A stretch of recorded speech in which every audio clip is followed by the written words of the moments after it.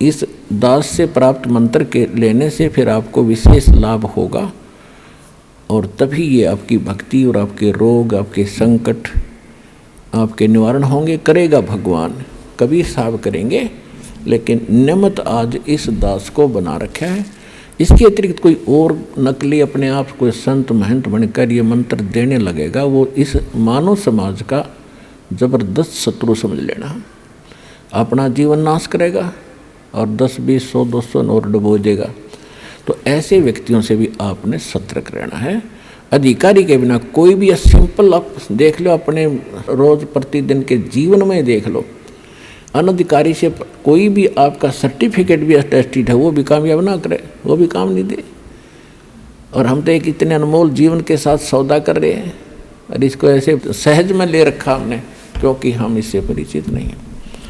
हम उसी प्रसंग पर आते हैं कि गीता अध्याय नंबर 8 के श्लोक नंबर 16 में कहा है कि ब्रह्मलोक में गए फिर प्राणी भी फिर जन्म मृत्यु में आते हैं, उनका मोक्ष नहीं होता। तो इतनी सिद्ध हुआ कि गीता ज्ञान दाता की भक्ति करने वाला जो ओम नाम के जाप को सर्वश्रेष्ठ मानकर आज तक ये ऋषि मैं ऋषि मानते रहे, ओम नाम सबसे बड़ा, इससे बड़ा ना कोई, ओम नाम का जाप करे तो शुद्ध आत्मा हुए। हमने ये लोक वेद सुन रखी थी, दंत कथा, और उसी पर आरूढ़ थे। अब ओम तो बहुत निम्न सत्र का जाप है इस मोक्ष मार्ग में, लेकिन ये व्यर्थ नहीं है।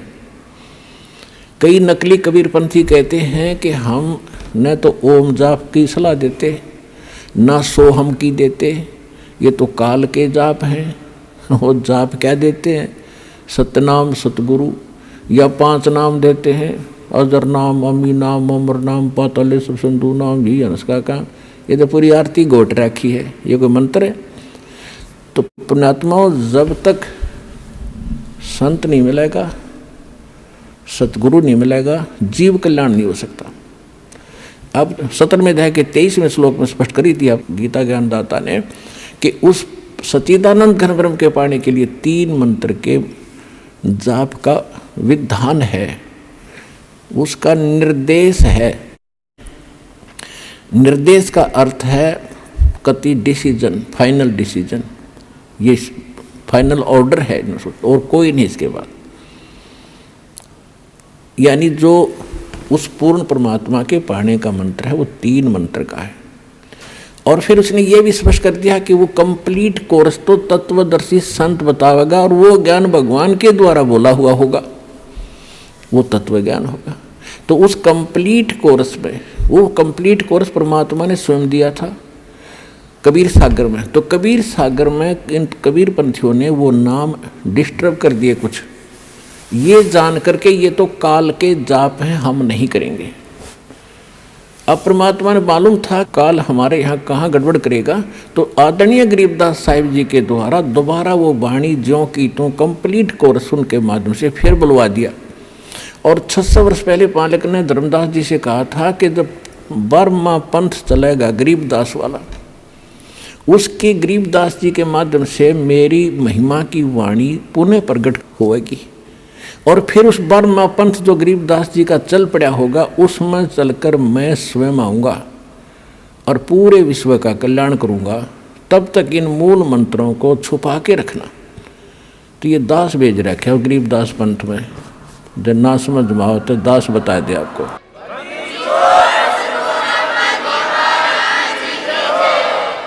तो अब उस परमात्मा ने वो कंप्लीट कोर्स दे रखा।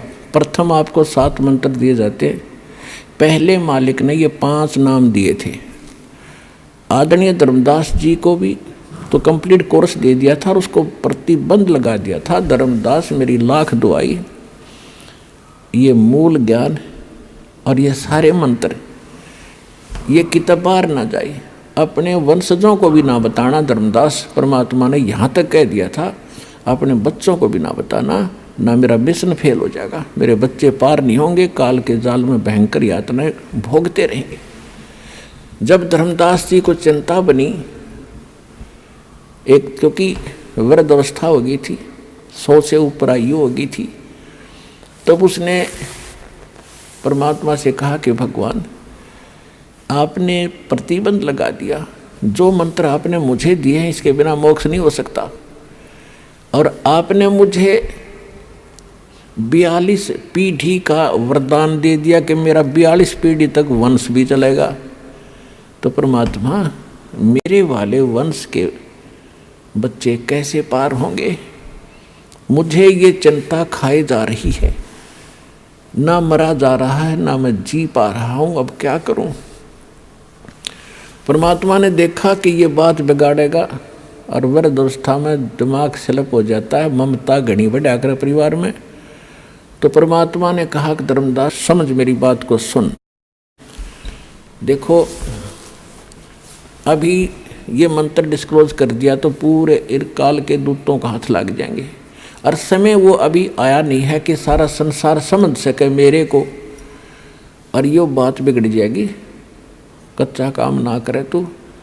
और सुन मेरी बात, ये 12 पंथ काल के चलेंगे, और तेरे पंथ में अगर तने नाम दे दिया सच्चा, तो छठी पीढ़ी में जो तेरी छठी पीढ़ी आओगी उसने एक काल का दूत भ्रमित करेगा, और वो ये कहेगा कि ये जाप क्या खाक जाप कर रहे हो तुम, ये देवताओं के जाप करते हो। जैसे दास ने आपको 7 नाम दिए हैं, पहले मालिक ने 5 नाम दिए थे, और वो इसको भ्रमित कर देगा, और तेरे आगे जाने वाले वंशजों के पास तो वो नाम फिर भी ना पहुँचे, लेकिन ये बिखर जाएंगे, भांडा फूट जाएगा, हमारा भेद खुल जाएगा।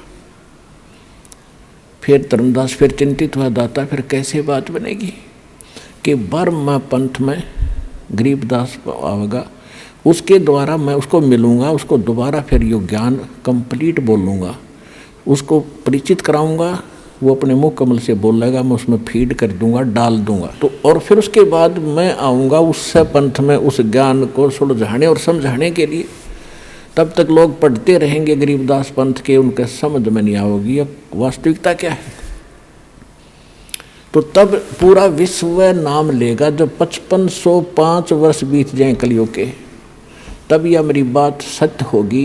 तब तक ये लोग न सोचेंगे वैसे निराधार बातें कबीर सागर में लिख रखी। तो उस समय सारा संसार नाम लेगा, पूरा विश्व पार करेगा। मेरे सब बच्चे हैं, हिंदू मुस्लिम सिख ईसाई, ये सब मेरे बच्चे हैं। काल ने इन्हें विभाजित कर दिया, आपस में लड़ा कर मार रहा है। मैं इन सब को फिर एक करूँगा, ऐसा ज्ञान दूंगा प्रमाणित।